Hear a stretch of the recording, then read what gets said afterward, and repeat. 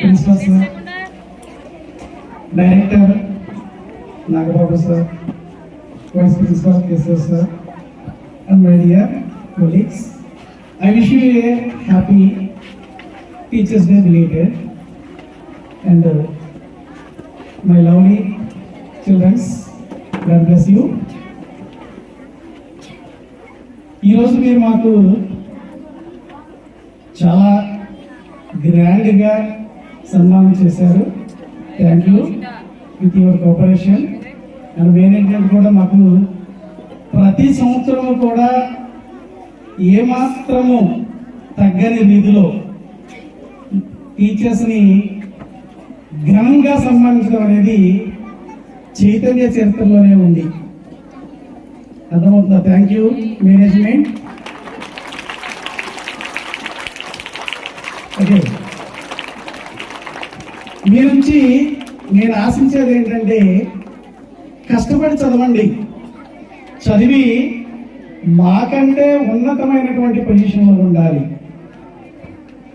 ఎందుకంటే టీచర్ లేకుండా ఏ స్టూడెంట్ కూడా డెవలప్ అయినట్టు చరిత్రలో లేదు. ఏ స్టూడెంట్ అయినా సరే టీచర్ లేకుండా జ్ఞానాన్ని కనుక సంపాదించుకున్నట్లయితే ఆ జ్ఞానం చెడు పనులకే ఉపయోగించబడుతుంది తప్ప మోరల్ వాల్యూస్ ఉండవు ఆ జ్ఞానంలో.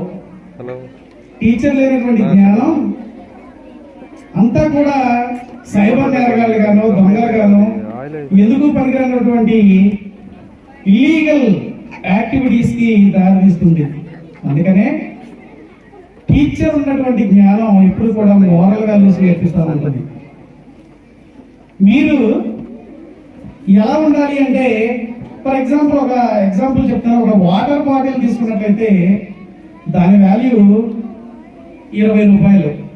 1 లీటర్ వాటర్ తీసుకున్నట్లయితే, అదే లీటరు పాలను తీసుకుంటే దాని వాల్యూ 70 to 80.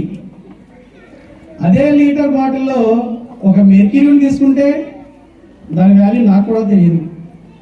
తర్వాత అదే లీటర్లు ఒక బంగారం తీసుకుంటే దాని వాల్యూ ఎంత ఉంటుందంటే మనం ఊహించలేము. చిన్న బంగారమే బోడంత రేటు ఉంటూ ఉంటుంది. అంటే దాని అర్థం ఏంటంటే మన మైండ్ని దేంతో నింపుకుంటున్నాం అనేది మనం అర్థం చేసుకోవాలి. వాటర్తో నింపుకున్నారనుకోండి అలాగే ఉంటుంది.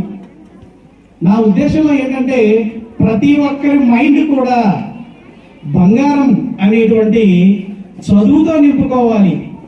అలా చదువుతో నింపుకున్నప్పుడు మాత్రమే గౌరవం వస్తుంది.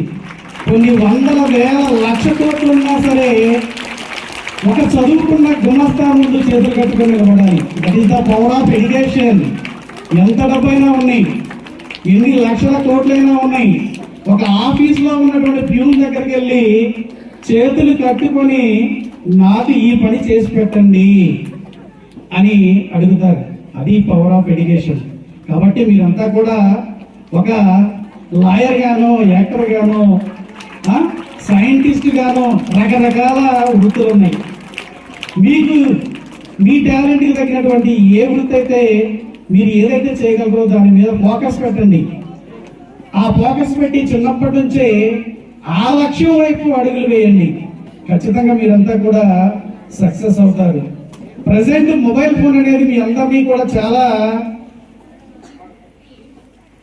పాడు చేస్తూ ఉంది అంటారు, ఎలాంటి సందేహం లేదు. అందరూ కూడా పనికిరాని చెత్త చెదారం రీల్స్ అన్ని చూసుకుంటా సమయాన్ని మొత్తాన్ని వేస్ట్ చేస్తూ ఉన్నారు. ఒక ఇంటర్వ్యూలో యాపిల్ ఫౌండర్ ఏం చెప్పాడు అంటే, స్టీవ్ జాబ్స్ అన్నాడు, వన్ ఆఫ్ ది ఫౌండర్. ఏంటి సార్, మరి మీకు కొన్ని వందల వేల కోట్ల ఆస్తి ఉంది కదా, మీ ఒక్కొక్క మొబైలే మినిమం కాస్ట్ ₹1,00,000 ఉంటుంది, ఇక మ్యాక్సిమం అంటే చాలా కాస్ట్ ఉంటుంది కదా, మరి మీ పిల్లలకి మీరు మొబైల్ ఫోన్ ఇస్తారా అని అడిగితే ఆ యాపిల్ CEO లేదా వన్ ఆఫ్ ది ఫౌండర్ చెప్పినటువంటి సమాధానం ఏంటో తెలుసా? నేను నా పిల్లలకి మొబైల్ ఫోన్ ఇవ్వను. అదేంటి సార్, కంపెనీ మీది హై అండ్ కాస్ట్ మోడల్, ఇక ఆ ఆపిల్ మొబైల్స్ అంటే చాలా కాస్ట్ ఉంటాయి. మన మీద డబ్బా ఫోన్ పెట్టుకొని 15-20 వేలు పెట్టుకొని దాంతో ఏళ్ళు ఆడిస్తూ ఉంటాం.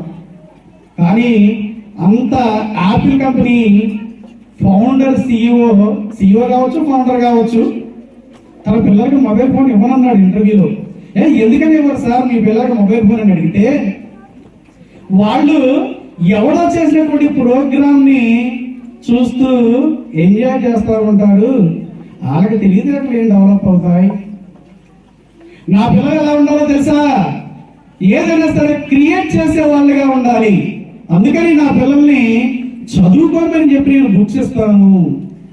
ఇంకా మోరల్ వాల్యూస్ తెలుసుకోవాలని చెప్పేసి ఏవైనా మత గ్రంథాలు ఇస్తాను, కానీ నా పిల్లలకి నేను మొబైల్ ఫోన్ ఇవ్వను అని చెప్పేసి ఒక ఇంటర్వ్యూలో చెప్పారు.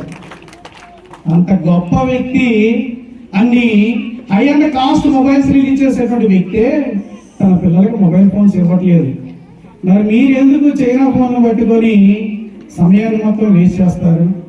దయచేసి ప్రిన్సిపల్ సార్ కానీ, కేశవ్ సార్ కానీ చాలాసార్లు మీ అందరికీ చెప్తానే ఉన్నారు, అవాయిడ్ మొబైల్ ఫోన్స్. టైం అంతా మొబైల్ ఫోనే కిల్లింగ్ చేస్తూ ఉంది. ప్రజెంట్ అందరినీ కూడా చిన్నవాళ్ళ దగ్గర నుంచి మొదలేసి చనిపోయేంత వరకు ముసలి వాళ్ళకి కూడా టైం కిల్లింగ్ ప్రాసెస్ ఏదైనా ఉంది అంటే అది మొబైల్ ఫోన్. దయచేసి మొబైల్ ఫోన్ ఎవరు అంటుకోవద్దు.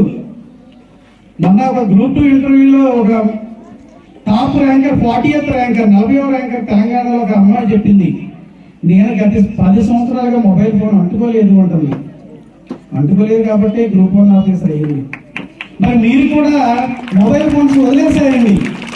ఈ రోజుతో గట్టిగా మీరంతా మనసులో అనుకోండి, నేను మొబైల్ ఫోన్ పట్టుకోవడం వాడను, నా జీవితంలో నేను ఏదైనా సరే సాధించేంత వరకు కూడా మొబైల్ ఫోన్ పట్టుకోను అని చెప్పేసి మీరు మనస్ఫూర్తిగా మీరు చెప్పుకోండి. ఖచ్చితంగా అనుకున్నటువంటి లక్ష్యాన్ని మీరు సాధిస్తారు. Okay, thank you.